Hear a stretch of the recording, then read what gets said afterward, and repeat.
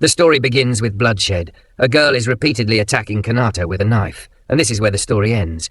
But he is born in another world. When he opens his eyes, he sees an old goblin, which is named Gaburo, and he spits out an insect in his mouth. After this, we see the next day. When Gaburo opens his eyes, he sees a lot of goblin children in front of him, and when he looks at his hands, he realizes that he is also one of those ugly children. It gets very big.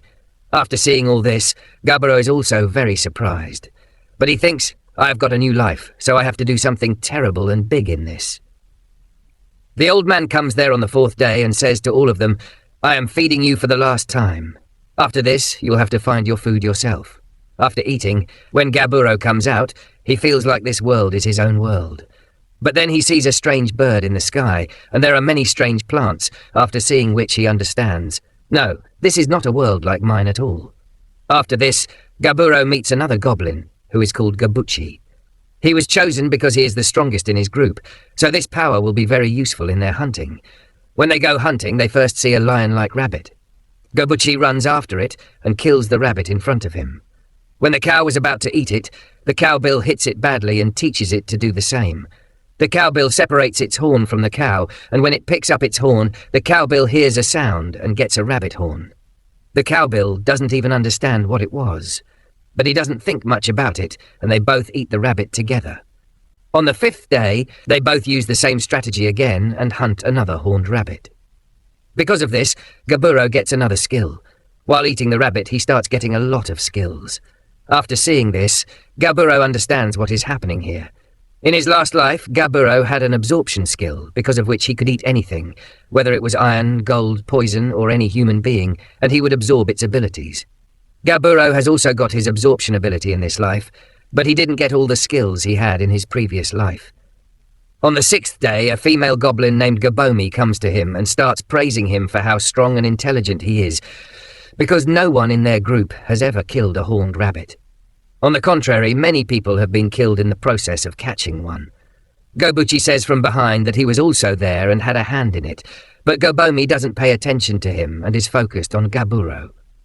After hearing all this, Gaburo says, Okay, you come to the hunt the next day, but the next day it rains, because of which they can't go hunting. Gaburo goes to find a weapon in the treasure room, but there he sees something that shocks him. After this, Gaburo is working on his weapon when he sees the old man, who says, You're going to level up soon. Gaburo tells him that he can check his level in his mind. Gaburo checks and sees that his level is 86 now. The old man tells him, When your level reaches 100, you will evolve. He explains that evolving is not a small thing. Only one goblin can evolve out of dozens. Here, Gaburo learns a lot of things, like the fact that goblins do not have a very long life. The old man is only 20 years old. Before leaving, he tells Gaburo, Many young goblins are coming back from the village. When they come, you will see with your own eyes how evolved goblins look. On the 8th day, the 3 of them go hunting. Gaburo used stones to injure his prey, and the goblins would finish them off. Their hunt goes on like this, and they kill many creatures.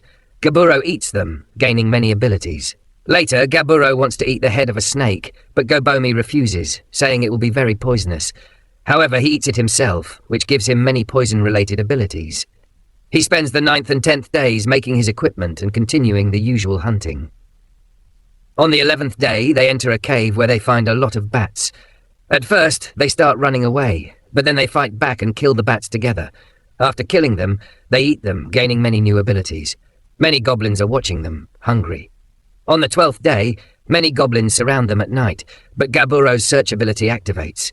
Before they can attack, he wakes up and crushes them all. One goblin dies from poison, scaring the rest. Gaburo struggles to control his poison abilities, but then he decides to use them as an example, so that no goblin will dare raise a hand against him. But now Gabomi is also awake. She takes the neck of a goblin, and Gaburo stops her. On the 13th day, the 3 of them go together to hunt an orc. When Gaburo attacks it with stones, he uses his power to break its legs, and as always, they finish it off. When they eat the orc, Gaburo gains a lot of abilities again, including learning the orc language. After this, they bring the remaining meat back for the other goblins. At night, Gaburo gets an evolution option, and he says yes. Gaburo evolves and also gains a god's blessing. When Gaburo wakes up in the morning, he sees that his look has changed. Along with him, Gabuchi has also evolved. The old man is surprised to see that they have evolved so fast, as it hasn't even been a month since they were born. They want to test their new power, so Gaburo suggests hunting. But Gabuchi says he wants to fight Gaburo. They start fighting. At first, Gabuchi has the upper hand, but Gaburo uses his speed to take him down. After the fight, Gaburo senses something. Gabomi, who was hiding behind a tree, calls him and tells him about the wolves. Many wolves are following the horned rabbits, having a feast. Gaburo thinks, "We will only know how much our power has grown after hunting them." They attack. Gabomi uses poisoned arrows, killing the wolves easily. Gaburo kills the leader and eats its meat, gaining many new abilities, including military leadership. He takes the remaining wolves back to the goblins and tells them he will train them to hunt and make weapons. The goblins are overjoyed and bow to him, but he tells them, "There's no need for that. We are all friends." On the 17th day, all the goblins were training. When Gobiro returned to his cave, he saw that Gobmi had evolved. All the human women had poisoned themselves because they couldn't bear the torture. Gobiro and Gobji burned their corpses. By the 26th day, Gobiro was still training everyone. By now, he had eaten many monsters and increased his skills. He noticed some goblins moving toward him. Gobji stepped in front of him and explained that these goblins were the fathers of their generation, who had just returned from the ridge. They had brought a lot of food and humans with them. You can guess what was going to happen next. GoPro didn't like this. He went to his leader and asked if he could take responsibility for the humans. The leader became angry and even threatened to kill him.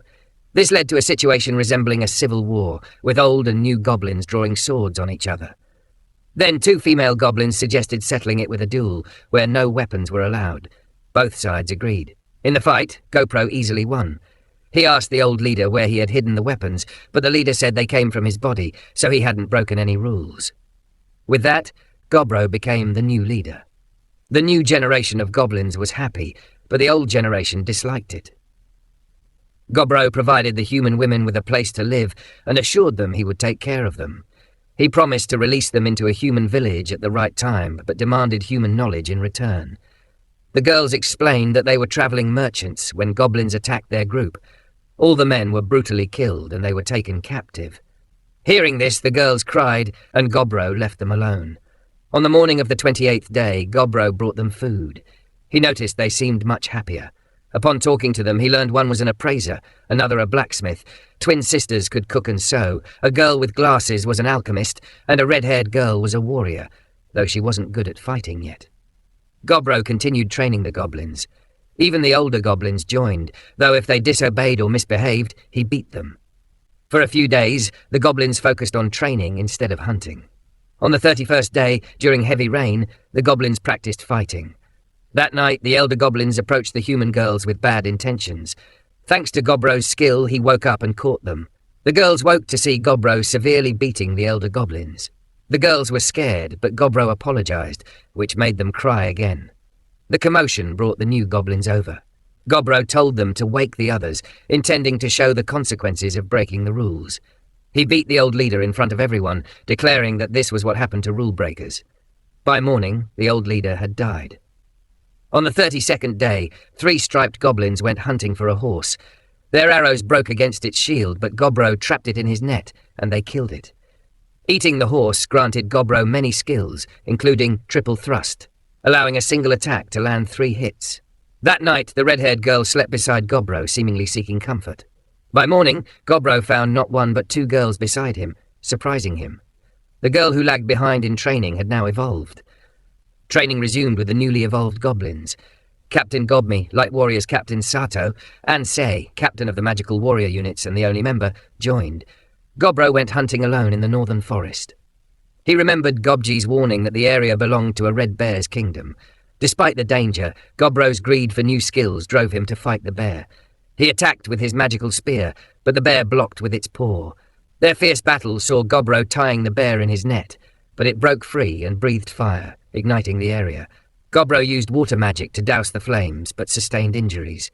Despite being on the brink of death, Gobro pressed on. The bear's head was too thick for his weapon to penetrate, but after a grueling fight, Gobro won on the 34th day. The bear was impaled, missing a hand, which Gobro ate, gaining more abilities. Right before fainting, he received the option to evolve. By the 35th day, Gobro noticed his knife seemed small. He had evolved into an ogre. Returning to the village, the goblins were terrified until Gobmi recognized him.